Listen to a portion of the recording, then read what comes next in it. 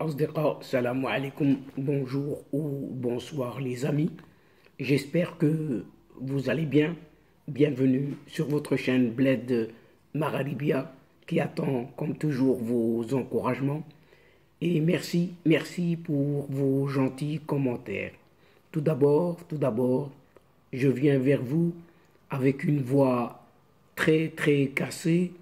Excusez-moi, mille pardons, mais on va essayer de continuer pour aboutir jusqu'à la fin de cette séquence. Mais auparavant, j'ose quand même vous demander de vous abonner pour rester très informé et bien sûr comme il se doit. Pour ma part, inutile de vous dire que je suis ravi et heureux de vous retrouver à travers cette nouvelle séquence. Mesdames et messieurs, chers amis, cette vidéo revient une nouvelle fois sur cette répression qui ne dit pas son nom en cette Algérie et plus particulièrement en une certaine Kabylie, oui, en Kabylie surtout, dont une délégation de ce fameux mouvement, donc ce MAC, ce mouvement pour l'autodétermination de la Kabylie par l'intermédiaire de son fameux GPK voulant dire tout simplement gouvernement provisoire kabyle, reçu cette fois au Haut Commissariat des Nations Unies aux droits de l'homme. Et toujours en cette Algérie-là, oui, il n'y a pas que ce peuple kabyle qui subit le martyre, puisque d'autres habitants, des camps cette fois-ci de Tindouf, au Sahara oriental, sont eux aussi soumis non seulement à des conditions de vie tout à fait déplorables, mais n'ont pas le droit non plus de sortir de ce territoire ou encore d'exprimer une quelconque opinion, une opinion qui dérange un certain Polisario sous peine tout simplement de torture. Chers amis, commençons d'abord cette séquence par ces graves violations. Oui, c'est vraiment le mot qu'il faut, les mots qu'il faut, graves violations des droits de l'homme en cette Kabylie. Ces graves violations commises par le régime algérien ont été évoquées, oui, ce dimanche dernier, 31 janvier, à Genève, lors de la rencontre ayant réuni une certaine délégation du mouvement pour l'autodétermination de la Kabylie et Mohamed Ali Al-Ansur, responsable de la section MENA, Moyen-Orient et Méditerranée au Haut Commissariat des Nations Unies aux droits de l'homme.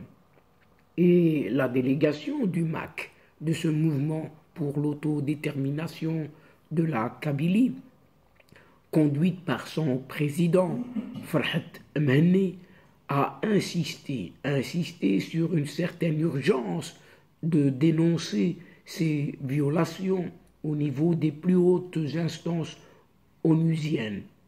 Et après sa réception, le 17 janvier dernier, au Parlement européen, par le groupe parlementaire Les Verts et ALE, Alliance Libre Européenne, une délégation du MAC, GPK, donc Mouvement pour l'autodétermination de la Kabylie, et de ce gouvernement provisoire kabyle, a été reçu ce 1er février au Haut Commissariat des Nations Unies aux droits de l'homme à Genève, a indiqué un communiqué de la présidence de ce GPK, gouvernement provisoire kabyle en exil.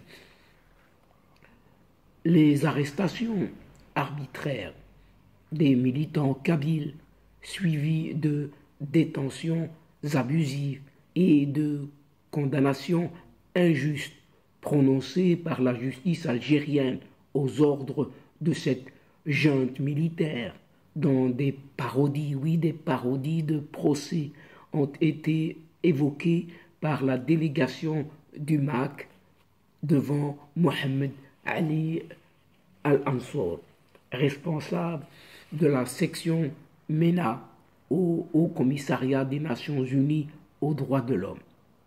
Pour rappel, juste pour rappel, ce responsable, Mohamed Ali Al-Ansor, était en octobre dernier à Alger pour examiner la situation des droits de l'homme en Algérie. Mohamed Ali Al-Ansor a rencontré des officiels du régime algérien, des représentants de la société civile et des partis politiques. Toutefois, il n'a pas pu se rendre en Kabylie, où la répression sans précédent du régime algérien fait rage de tous côtés en cette Kabylie. En effet, un grand nombre des détenus d'opinion qui croupissent dans les prisons algériennes sont des Kabyles, tout simplement. Et la délégation du MAC, Mouvement pour l'autodétermination de la Kabylie, avec Annabad, a également abordé le scandale. Oui, le scandale des condamnations à mort, cette fois-ci, prononcées contre les détenus. Les détenus, vous savez de quelle situation et de quel sujet il s'agit? Eh bien, nul que de cette région appelée l'Arba Nathirathn. L'Arba Nathirathn, rappelons-nous-en, oui, ce feu qui a ravagé toute la forêt kabyle, oui, à cette époque-là, et injustement accusé des gens et condamné dans le dossier de ces incendies, des incendies criminels de Kabylie, oui, provoqués par la junte elle-même.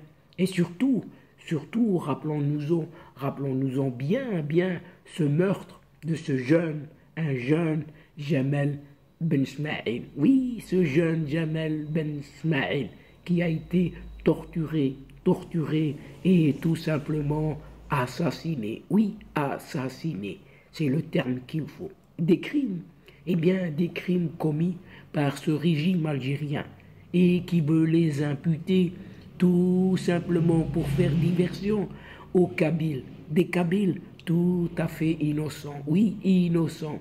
Et il a été aussi question de ce fameux article sorti à chaque fois, un article 87 bis du code pénal algérien, sorti de cette boîte à outils comme par miracle, instrumentalisant par la justice algérienne pour incriminer le droit du peuple kabyle à son autodétermination, à laquelle il a droit bien entendu, et qui demeure plus qu'une revendication, chers amis. Oui, la promulgation de cet article, tant controversé, vise particulièrement ces indépendantistes kabyles que le régime algérien accuse, excusez du peu, de terrorisme. Oui, on ne sait qui fait terreur dans ce pays. Est-ce la Kabylie, les personnes, les citoyens lambda, ou bien cette junte militaire qui est au pouvoir? Ces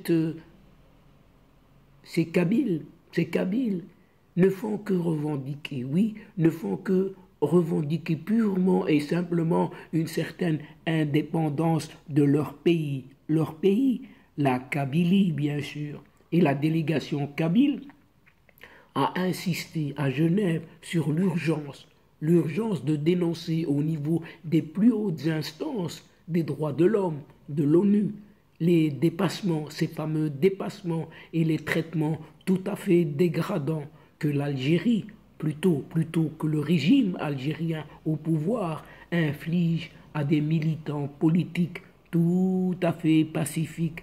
C'est ce qu'on peut lire dans un communiqué de cette Anavad. Pour preuve, on est, oui, preuve on est, avec cette célèbre avocate qui tire la sonnette d'alarme, la maltraitance de tous ces détenus d'opinion. Oui, juste emprisonnés pour une simple opinion, un avis. Oui, un simple avis. Et on vous met au trou. En effet, en ce qui concerne tous ces détenus d'opinion qui sont maltraités par ce régime algérien, de ces vieux capots, eh bien, cette avocate tire tout simplement une sonnette d'alarme. Et il est temps, oui, il est temps.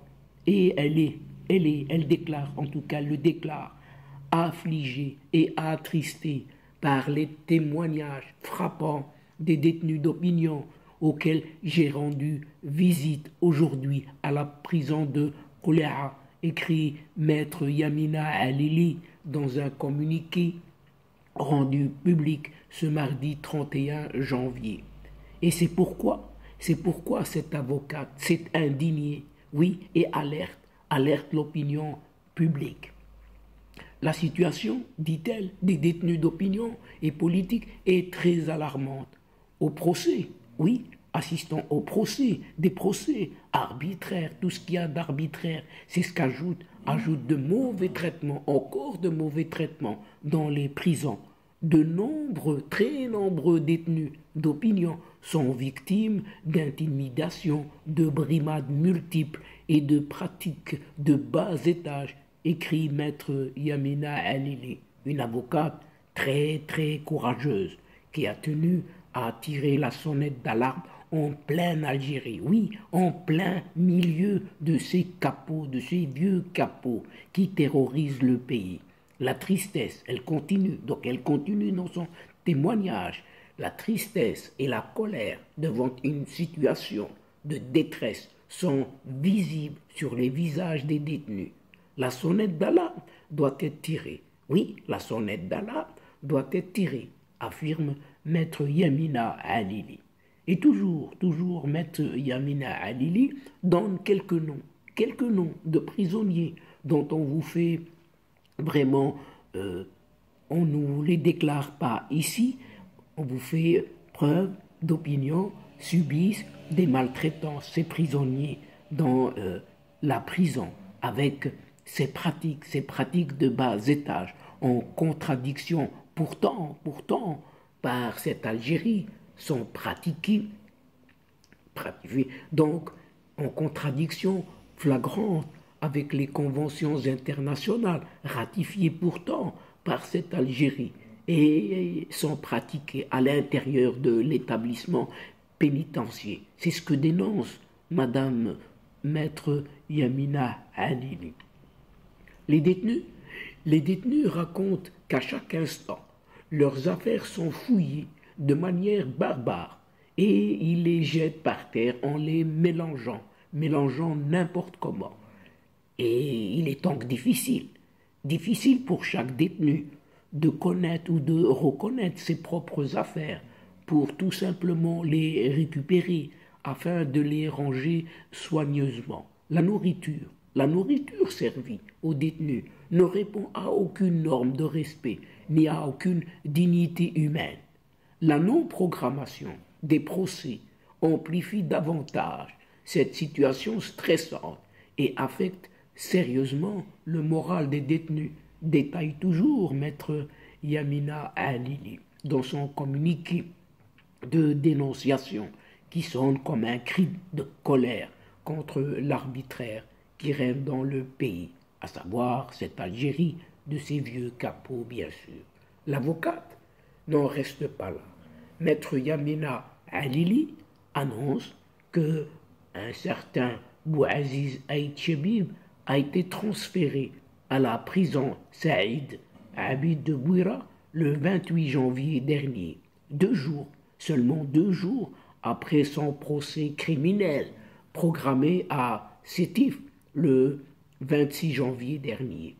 Le détenu Sofiane Mouhdib a fait part de son insolite mésaventure concernant ses lettres écrites à ses amis et sa famille en langue française, oui. Et maître Yamina Alili poursuit, interpellé par l'administration qui lui a intimé l'ordre d'écrire en langue nationale, eh bien, Sofiane Mouhdib a tout simplement exécuté cette doléance de l'administration de suite. Et il a rédigé sa seconde lettre, son autre lettre en langue tamazight. Oui. Et puis, maître Yamina Alili ajoute, et sa grande surprise, l'administration de la prison revient vers lui pour l'autoriser d'écrire en français comme la première fois, la première lettre, parce que, tenez-vous bien, les agents ne maîtrisent pas la langue tamazight. Quel paradoxe, chers amis, quel paradoxe. Et c'est ce qu'écrit cette avocate très engagée aux côtés des détenus politiques et d'opinion. Tant de détails et de tristes anecdotes qui font que la situation des détenus politiques et d'opinion se dégrade de plus en plus à l'intérieur de cet établissement pénitentiaire, conclut toujours maître Alili Yamina. Et à titre de petites preuves, oui, voici un citoyen. Cette fois-ci, c'est un citoyen sahraoui. Mrabieh Ahmed Mahmoud Adda.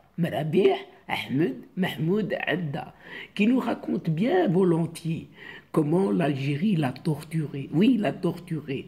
Et l'histoire de Mrabieh Ahmed Mahmoud Adda, un Sahraoui de Tindouf, opposant au Front Polisario, est l'exemple même de la terreur infligée aux Sahraouis retenus captifs dans le sud de cette Algérie depuis près de 5 décennies. Oui, 5 décennies, vous avez bien entendu, pour alimenter le faux conflit du Sahara. Otage d'une certaine propagande algérienne pour légitimer une organisation terroriste. Et c'est le nom qu'il faut lui donner en vue d'un plan expansionniste de l'Algérie sur les territoires du sud du Maroc. Dans un entretien tout à fait exclusif donné à Express, le militant sahraoui, désormais vivant en Mauritanie, a raconté l'horreur d'un mois de torture et sévices qu'il a dû endurer en Algérie en 2014. Le seul crime de ce Sahraoui, Mrabieh Ahmed Mahmoud Adda, est d'avoir osé se dresser contre les dictats et les thèses séparatistes de ce front Polisario dans les camps de Tindouf au Sahara oriental. Capturé le 26 du mois du Ramadan. Oui, ce Sahraoui a été soumis à des interrogatoires de l'aube, vous entendez bien, jusqu'au soir, pendant qu'il jeûnait son Ramadan, ne pouvant plus parler à cause de la soie.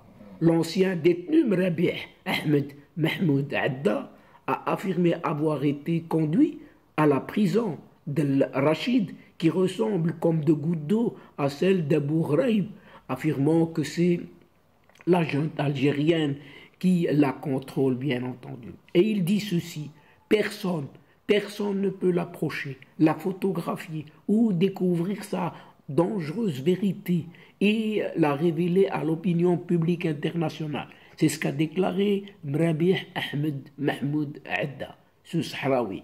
La cellule sous terre, oui, sous terre, décrit ce Sahraoui, ne faisait qu'1 mètre de hauteur sur 1,5 mètre de largeur, si étroite qu'il ne pouvait pas deviner lorsque le geôlier l'ouvrait pour le sortir, pour le torturer, bien sûr.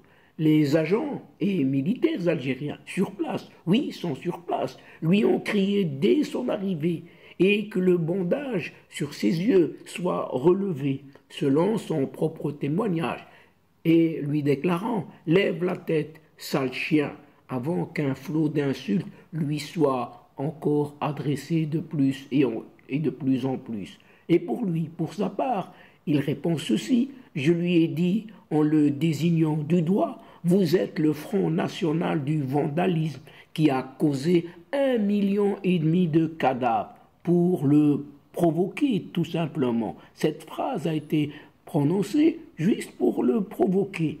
Et cette manière de répondre était un billet sans retour, afin qu'il me tue, parce que je savais pertinemment que la mort me serait plus clémente que la torture qui m'attendait, et surtout qui me conduirait à la mort en finale, bien sûr, a expliqué ce Sahraoui, tout en soulignant que plusieurs de ses amis, oui, plusieurs de ses amis ont connu cette fin tragique, à savoir la mort tout simplement. Et il poursuit son témoignage en indiquant que c'est le même sort, oui, le même sort qu'un certain Khalil Ahmed a rencontré.